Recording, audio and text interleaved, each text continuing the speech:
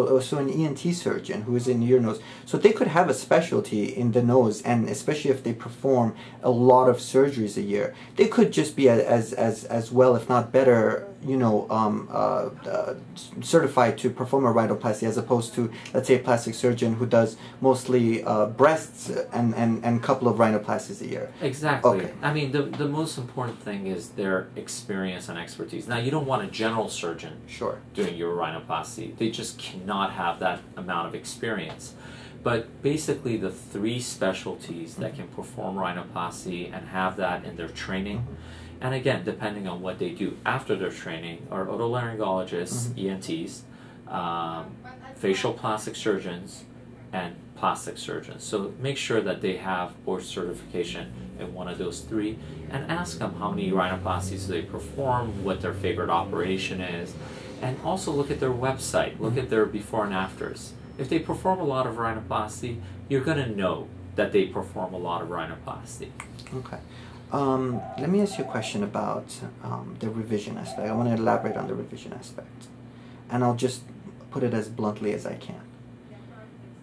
Do a lot of plastic surgeons perform revisions when they really shouldn't? Because I know this is a very difficult question for you to answer, but with revisions being so hard, do you really need to go to a specialist? And what is if you do need to go to a specialist, but are you a specialist, and what is your background with regards to revision rhinoplasty? I absolutely think when it comes to revision rhinoplasty, you need to go to a specialist. Just like anything else, we're talking about much more complex operation. If you're looking for revision breast augmentation, revision facelift, revision tummy tuck, revision blepharoplasty, revision rhinoplasty is one of the hardest, if not the hardest, technically and logistically and conceptually operation that we do. So you need to make sure your surgeon performs a lot of revision rhinoplasty.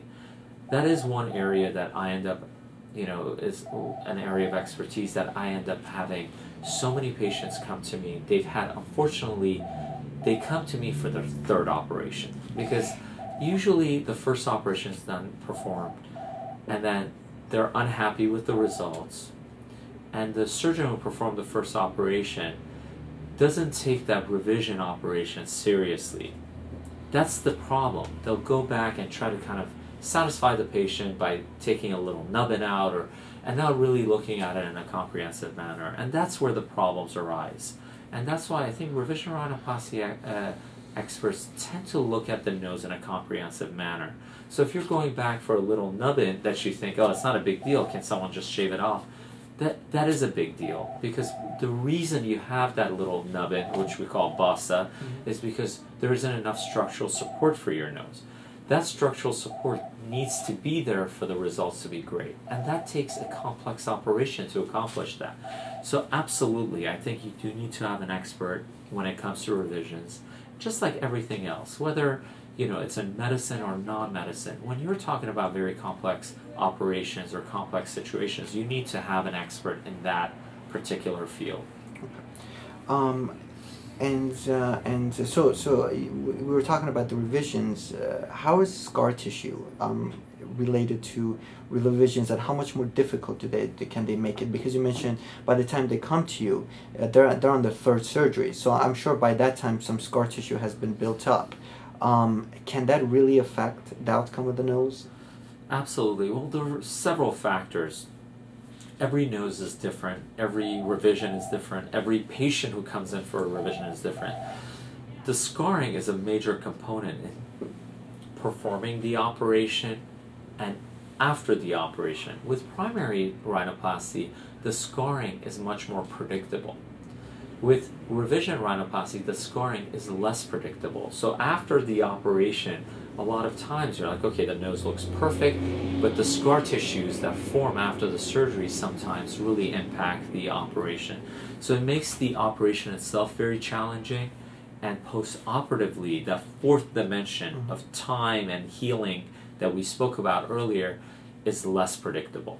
Okay, that's all I said.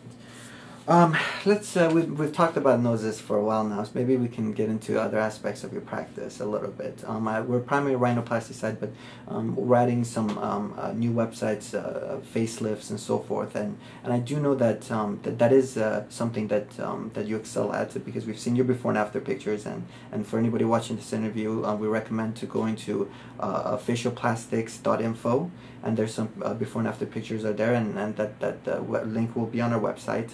If you didn't have a chance to write that down. Facelifts.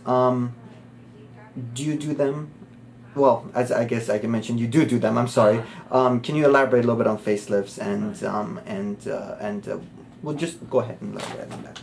Well, facial rejuvenation is a completely different concept than rhinoplasty and structural changes that we make with nasal surgery.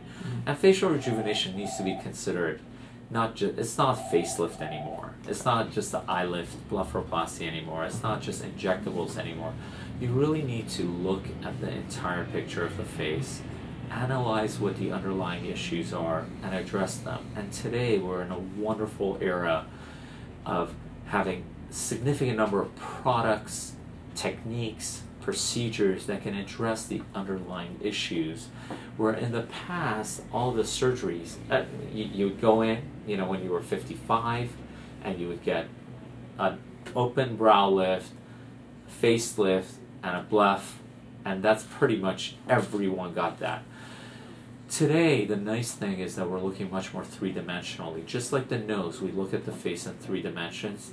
So we look at several factors that occur in the aging process, which include volume loss, gravitational loose skin, and the skin changes that we see, and we address all of them in a comprehensive manner, which may require just lasers or skincare, or require facelifts and fillers and fat grafting. So you really need to look at everything in a comprehensive manner, and depending on what the underlying problem, you need to address that underlying issue. So sometimes patients come in thinking they need a facelift, and all they need is fillers and volume restoration. Sometimes they come in thinking they just need fillers for their laugh lines, and they really need surgery as well as fillers. So the concept has changed. Facial rejuvenation has really come a long way over the last decade, just like a lot of other fields in medicine. And it's a really exciting time to actually be at the forefront of facial plastic surgery and addressing these issues. So where you mentioned we're at a very important time with regard to this, is more so because facelifts are much more natural nowadays than they were before, because, you know, just from personal experience, seeing a few people with facelifts that were done in the 80s and 90s, it looked very unnatural. The face didn't have any emotion, or it seemed very...